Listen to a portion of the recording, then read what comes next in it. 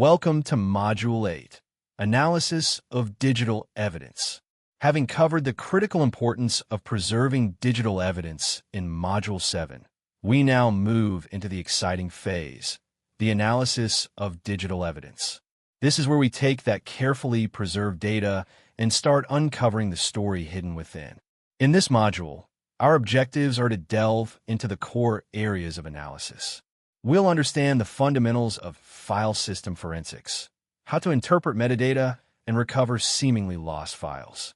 We will learn practical techniques for network forensics, focusing on analyzing traffic to spot malicious activity. We'll also explore the powerful methods of memory forensics to uncover evidence hidden in volatile system memory. And throughout, we'll become familiar with the common tools and methodologies essential for any digital investigator. So, what is analysis in the context of digital forensics and incident response? It is the process of transforming raw digital evidence, bits and bytes, into actionable intelligence. It's about examining that data meticulously to reconstruct events, identify who is involved, and understand the methods they used. This module focuses on three key domains where crucial evidence resides: the file systems that organize data storage, the network traffic that shows communication, and the system memory that holds runtime information.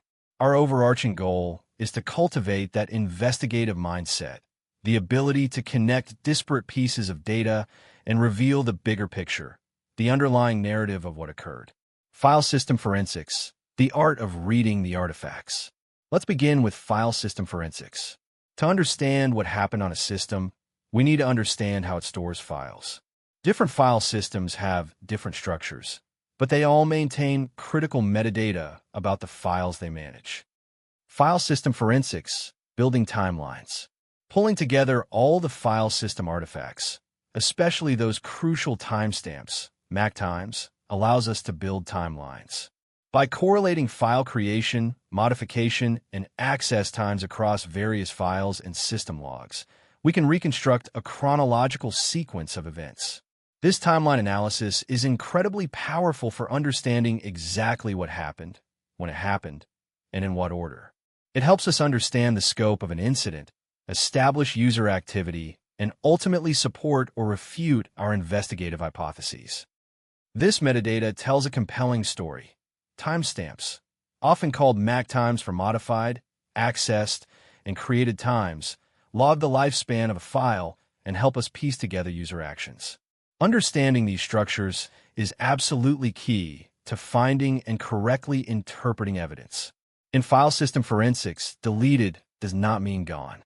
One of the most fascinating aspects of file system forensics is that deleted rarely means completely erased.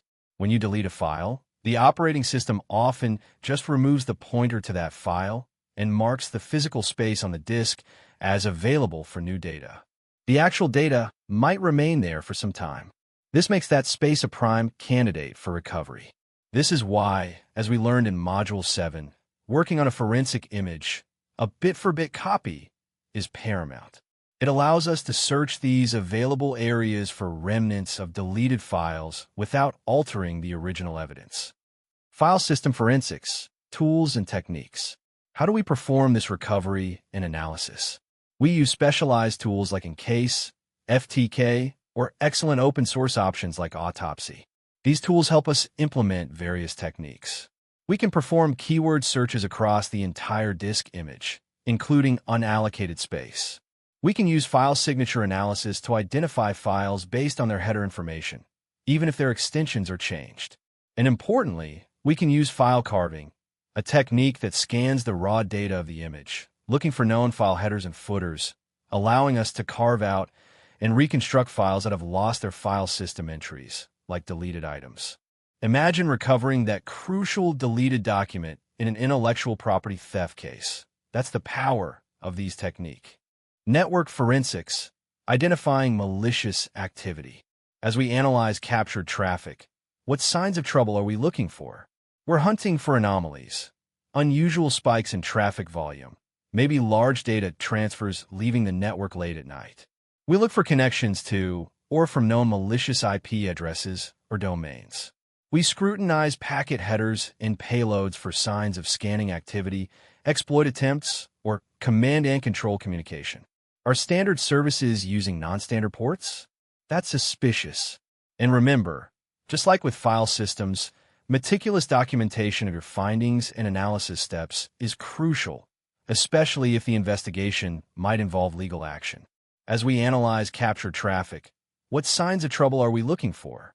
We're hunting for anomalies, unusual spikes in traffic volume, maybe large data transfers leaving the network late at night.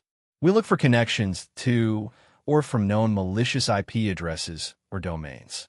We scrutinize packet headers and payloads for signs of scanning activity, exploit attempts, or command and control communication. Are standard services using non-standard ports? That's suspicious. And remember, just like with file systems, meticulous documentation of your findings and analysis steps is crucial, especially if the investigation might involve legal action. Memory forensics, the act of capturing volatile evidence. Our final analysis domain is memory forensics, often described as analyzing the ephemeral crime scene. System memory, or RAM, holds a wealth of volatile data, information that exists only while the computer is running.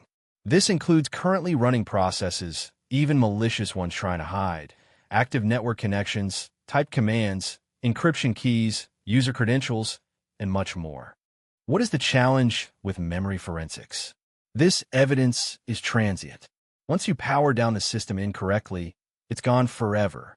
Memory forensics gives us a snapshot into what was happening on that system at a specific moment in time, potentially revealing clues unavailable anywhere else. Memory forensics, tools and process. To perform memory forensics, we rely on specialized tools such as FTK Imager, Redline, Magnet RAM Capture with the Volatility Framework, and Recall being two of the most prominent and powerful open-source options. The process generally starts with acquisition, carefully capturing a dump or image of the system's physical memory while the system is running, using tools designed to minimize the impact on the live system state. Once we have this memory dump, again, working on a copy, we use tools like Volatility to parse it, analyze its structures, and extract artifacts like process lists, network sockets, loaded kernel modules, registry information residing in memory, and much more. Memory forensics, uncovering hidden threats. What can memory analysis reveal that other methods might miss? It's particularly effective at identifying fileless malware that runs directly in memory without writing traditional files to the disk. We can uncover hidden or terminated processes, extract passwords or encryption keys that were actively being used, reconstruct recent user activity like executed commands, and identify active network connections used by malware for communication or data exfiltration. Because attackers constantly evolve their tactics, staying updated on malware trends, and perhaps developing standard operating procedures or playbooks for memory analysis is crucial for effective incident response. Integrating analysis findings. It's important to remember that these domains, file system, network, and memory forensics, often provide complementary pieces of a larger puzzle. The real power comes when we integrate the findings. For example, network logs might show a suspicious connection from an external IP address. Memory analysis might reveal the specific malicious process communicating with that IP. And file system analysis might uncover the payload or tool that was downloaded via that connection. Correlating evidence from these different sources provides a much more complete, robust, and convincing picture of the entire incident. So, let's recap Module 8. We've seen how file system analysis uses metadata and recovery techniques like carving to reveal user activity and uncover hidden data. We learned how network forensics scrutinizes traffic patterns and packet data with tools like Wireshark to identify threats in motion. And we explored how memory forensics captures volatile data using tools like Volatility to understand runtime activity and find threats hiding in RAM. Effective analysis hinges on using the right tools and methodologies, documenting meticulously, correlating findings across domains, and always maintaining that crucial investigative mindset. Thank you, and see you on the next module.